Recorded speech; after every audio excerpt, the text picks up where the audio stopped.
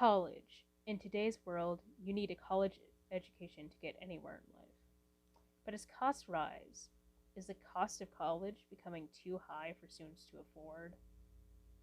Check it out on this episode of The Cost of College. Woo! Hey guys, and welcome to my channel. Today we will be exploring the college debt crisis, and we will look into how we got here, the current situation, and possible solutions to the problem. But first, a word from our sponsor. Massive shout out to Calculus for sponsoring this video. Please give me a 100. That's all. Just give me a 100. Thank you. That is an important question. How did we get here? Well, the student debt crisis has its roots pretty far back. As far back as 1840, when Harvard University is the first institution to put out private student loans. The next important date is 1867, with the establishment of the Department of Education, which is formed in order to regulate and, generally take care of educational things. But it is important to note that it does not have student loans yet, or any sort of program for paying off college. In fact, the first time the government helps out with paying for college expenses is in 1944 with the GI Bill. That helps military people and veterans go to college for very cheap or completely free costs. But this still isn't student loans. The first student loans actually happened in 1958 with the National Defense Education Act, which helps those gifted in academics get scholarships, grants, and of course, student loans. 1965 is another big year for us, as it establishes the Higher Education Act, or HE, and the Federal Family Education Loan Program, or FELP.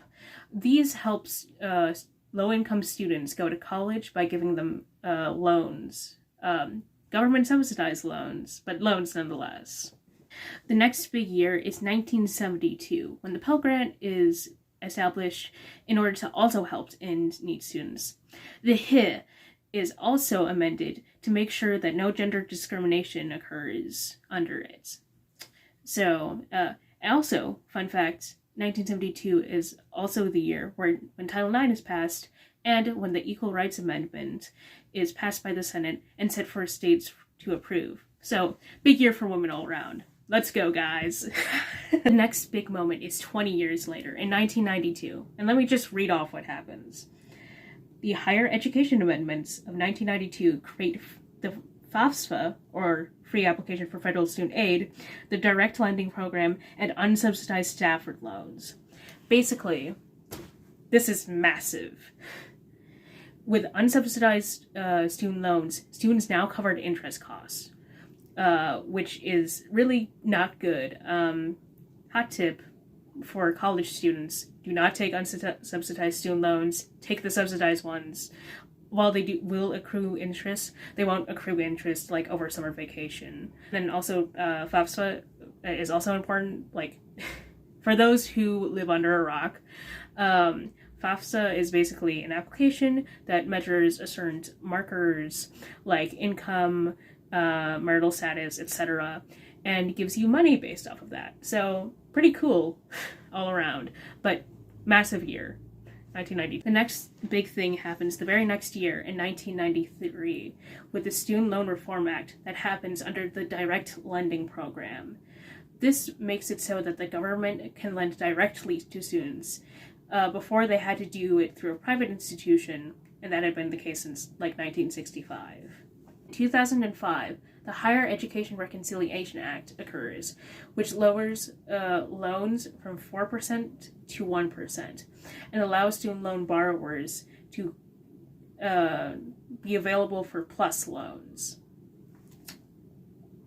Oh, and then look at this graph, or it's going to be somewhere on the screen. But basically, it's going to be showing the current student loan debt crisis from from this time point forward. And then boom, in 2008, a recession occurs. So which causes a lot of borrowers to back out of FELP and other programs. This accounts for like a small jump in the debt, which you can see around approximately around this time period. You can look at it. I'm not looking at the graph right now. In 2008, a recession occurs. In fact, it's called the Great Recession since it's so great. Well, it wasn't great for a lot of people involved, except for, companies who made money off of people in debt. Like the student loans people. But a lot of borrowers were unable to make payments due to the recession, of course, which caused a lot of people to back out of FELP. And then 2 years later, in 2010, the Obama administration eliminates FELP altogether. So that was kind of a bust. All student loan payments are direct loans, which changes things, obviously. Around this time, private lenders start offering student loans to people. 10 years later, 2020 happens. I hope you guys know what happened in 2020 that might have been significant, or, something happened to the economy, but this small thing called the COVID-19 pandemic occurred, which caused a lot of people to kind of default on their payments, and so the Trump administration put in a student loan forbearance, or like freeze, which continues to this day, I'll add. But basically, more debt won't accrue, and you don't really need to pay off your student loans at this point. But this only applies to federal loans, not private loans, so watch out for that one. But what is the current state of things? Someone should tell us.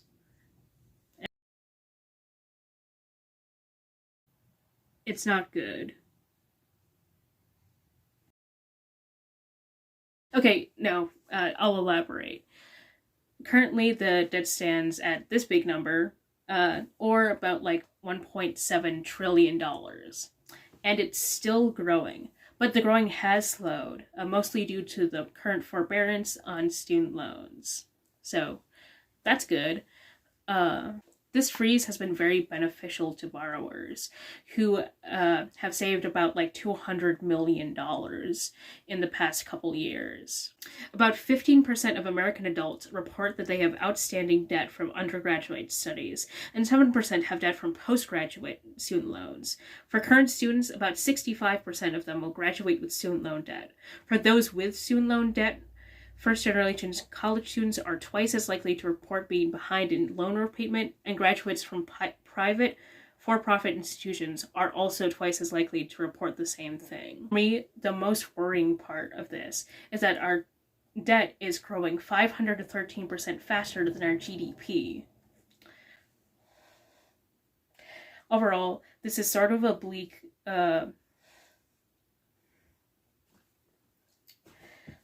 Overall, this is a very bleak,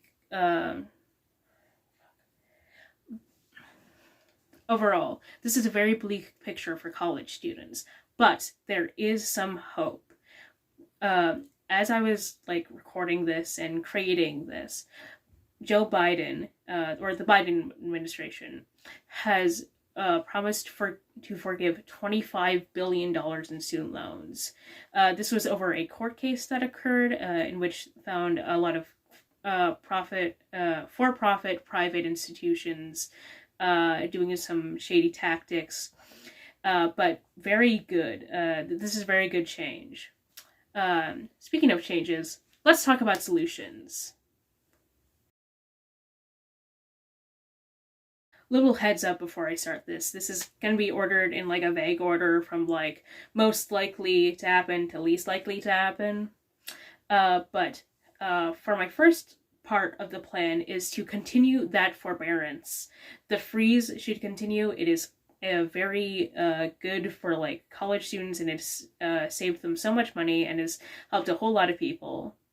The next thing is that Biden should follow up on for real this time on a campaign promise that I remember him making is $10,000 in forgiveness for every single college student. The $25 billion that I mentioned before, which is the largest student loan forgiveness to date, um, still only affects students who went to certain colleges. $10,000 overall for well, not overall, $10,000 for every single student would be very beneficial for them. Get on the way to being debt free, which is, obviously the goal. We should also get rid of unsubsidized loans and replace them all with subsidized loans. Unsubsidized loans are like evil. And also, I'm going to stop saying unsubsidized and subsidized because that's kind of hard to say. I've messed up like so many times. I would also like to introduce a price cap for all universities and colleges. Basically, it's too expensive and they can keep on going up because there's not a whole lot of other choices. They kind of like, the institution of college kind of has a monopoly on education in a sense. So in order to control that, we should introduce a cap. This cap should be determined by the average starting salary of someone who, just graduated from college with a bachelor's degree, and take a percentage of that and be like, okay, this is reasonable to pay off. And then we can raise it every 5 years or so according to inflation. And then finally, for now, I would like more loans to work like income share agreements. Basically, if you don't know, income share agreements or ISAs